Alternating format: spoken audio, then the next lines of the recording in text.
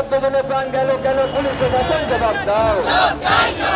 এই অপরাধ পুলিশ প্রশাসন তোমায় জানাই ঠিক স্যার।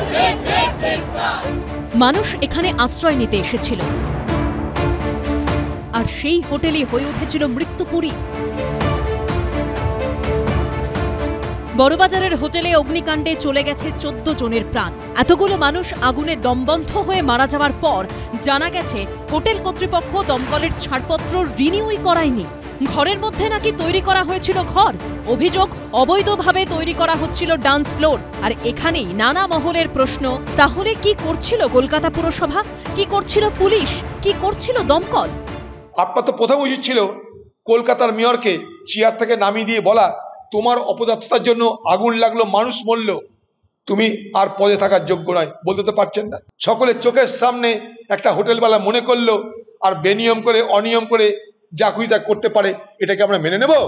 এর আগে বৃহস্পতিবার বড়বাজার পৌঁছে হোটেল কর্তৃপক্ষের উপর যাবতীয় দায় চাপিয়েছিলেন মুখ্যমন্ত্রী। আর সবসময় এমার্জেন্সিতে অল্টারনেটিভ থাকা উচিত।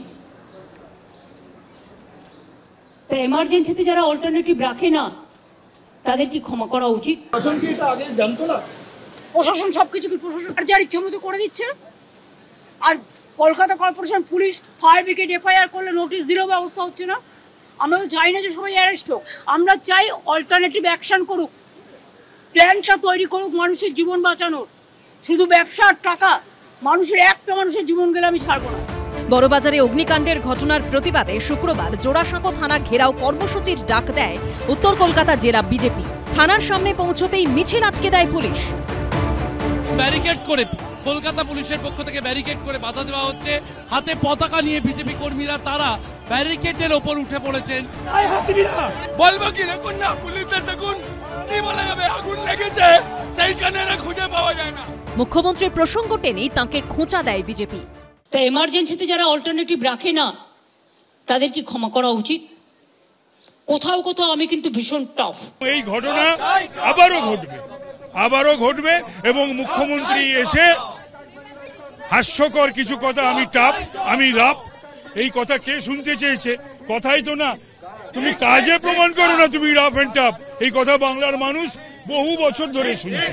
সব মিলিয়ে অগ্নিকাণ্ড ঘিরে রাজনৈতিক তরজা তুঙ্গে। ময়ূর ঠাকুর চক্রবর্তী, শিবাশিস মৌলিক ও অনির্বাণ বিশ্বাসের রিপোর্ট, এবিপি আনন্দ।